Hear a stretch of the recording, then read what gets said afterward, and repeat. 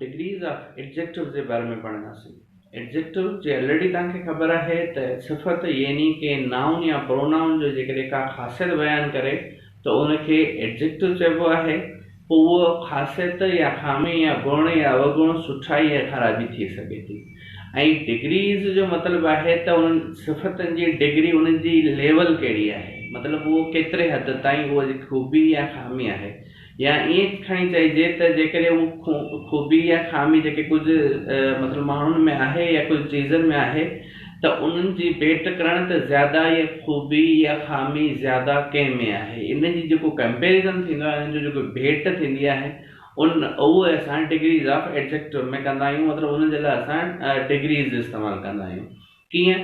For example तव्हांखे ॿुधायां त तव्हांजी क्लास में तव्हां वटि जेको बैग आहे, स्कूल बैग आहे, तव्हांजो उहो हैवी आहे, पर तव्हां वटि जो जेको फ्रेंड आहे जेको तव्हां सां गॾु वेहे थो उनजो बैग तव्हां जेकॾहिं खणी ॾिठो त उहो ज़्यादा तव्हांखे हैवी लॻो त तव्हां उते वर्ड यूज़ कंदा हैवियर, मथे तव्हां मतिलबु ॿी डिग्री इस्तेमालु कंदा।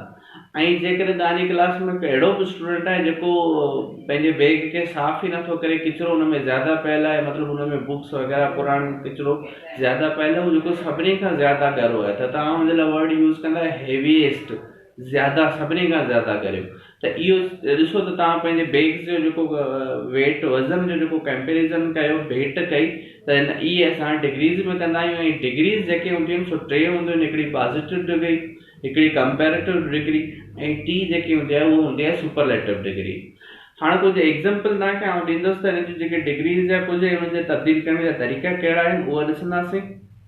कुझु वर्ड असां आउं तव्हांखे ॿुधायां थो, जीअं वर्ड आहे रिच यानी शाहूकार पैसे वारो, ओल्ड यानी पुराणो, स्मॉल यानी नंढो, ऐं अगली यानी बदसूरत। हाणे इहे जेके चार वर्ड मूं तव्हांखे ॿुधाया आहिनि इहे एडजेक्टिव आहिनि। हाणे असां इन्हनि जी जेकी कंपेरेटिव ऐं सुपरलेटिव डिग्रीज़ ठाहींदासीं। त हिकिड़ी ॻाल्हि तव्हांखे नोट कजो, जेको वन सेलेबल वर्ड हुजे यानी असांजो जेको हुनजो उचार हुजे हिकु हुजे त उन्हनि में असां ER कंपेरेटिव डिग्री में लॻाईंदासीं ऐं EST असां सुपरलेटिव डिग्री में लॻाईंदासीं। हाणे रिच या स्मॉल या ओल्ड या अगली इहे वन सेलेबल वर्ड आहिनि, मतिलबु हिन में उचार हिकु अचे थो, इन जे करे असां हिन में ER ऐं EST लॻाईंदासीं। कीअं?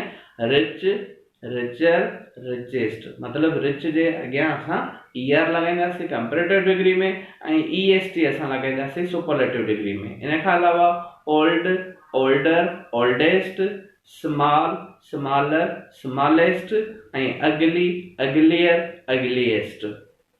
अगली जे आख़िर में छा आहे, जो वाय आहे, त उते असां वाय खे, जिते बि वाय अचे उते असां वाय कटे करे IER लॻाईंदासीं कंपेरेटिव डिग्री में ऐं सुपरलेटिव डिग्री में असां IEST लॻाईंदासीं। त इहो तरीक़ो आहे जे वन सेलेबल वर्ड जेके आहिनि उन्हनि खे चेंज करण जो। हाणे अचूं था टू और मोर सेलेबल वर्ड्स, मतिलबु उहे लफ़्ज़ जंहिंमें ॿ या ॿिनि खां वधीक उचार अचनि था, उन्हनि जे लाइ तरीक़ेकार छा आहे त उहो वर्ड तव्हांखे आहे इंट्रेस्टिंग। तव्हां हिन में ॾिसो त हिन में जेके ज़्यादा मतिलबु त उचार अचनि था, इंट्रेस्टिंग त मतिलबु दिलचस्पी वारो या दिलचस्प। त उनजी जेकी कंपेरेटिव डिग्री या सुपरलेटिव डिग्री थींदी मोर इंट्रेस्टिंग ऐं मोस्ट इंट्रेस्टिंग। इन खां अलावा हिकिड़ो वर्ड आहे ब्यूटीफुल, हिन में तव्हां ॾिठो ब्यूटीफुल ॿ अलॻि अलॻि सेलेबल अचनि था, त पोइ हिन में थींदो मोर ब्यूटीफुल ऐं मोस्ट ब्यूटीफुल। इहे कुझु जेके आहिनि तव्हांखे सेलेबल वर्ड जेके तब्दील करण जे लाइ। हाणे तव्हां वरी आउं रिपीट कंदुसि, जेके वन सेलेबल वर्ड आहिनि उन्हनि में ER EST लॻंदो, वाय में जिते वाय अचे थो आख़िर में उते वाय कटे करे IER ऐं IEST लॻाईंदासीं।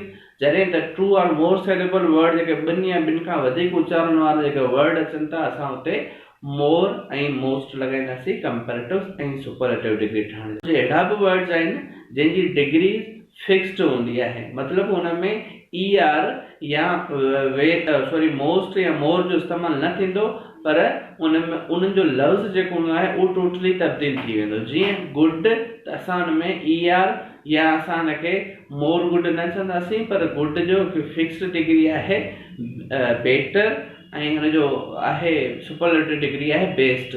Good, better, best. अहिड़े तरीक़े सां बेड जो वर्स ऐं वर्स्ट ये डिग्री जेके फिक्स्ड है।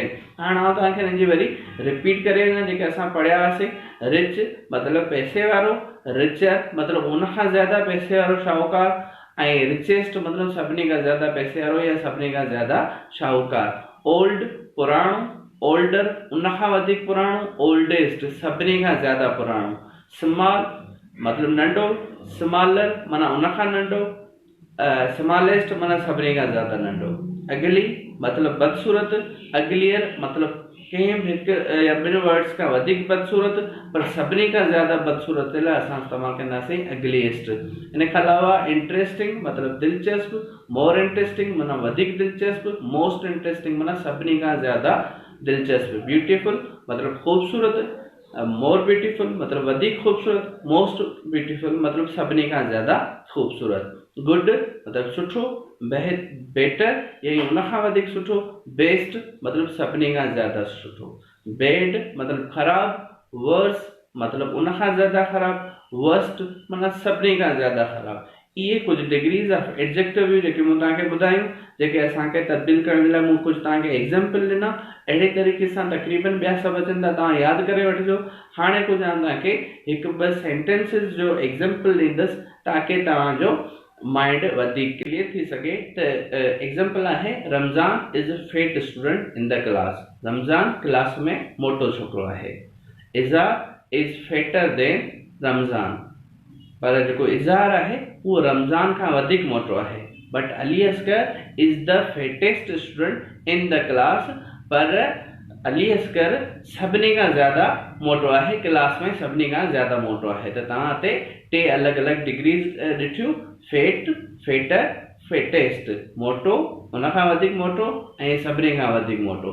इहे टे डिग्रीज तव्हांखे जेको सो असां इस्तेमालु कयोसीं जुमिले में। इन खां अलावा हिकु ॿियो एग्जाम्पल तव्हांखे ॾियां त Sajjad Shah has old mobile. Sajjad Shah वटि पुराणो मोबाइल आहे।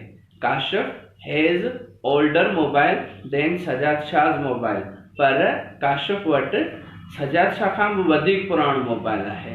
ऐं आख़िर में ईंदो Latif has the oldest mobile among all, पर लतीफ़ वटि सभिनी खां वधीक पुराणो मोबाइल आहे।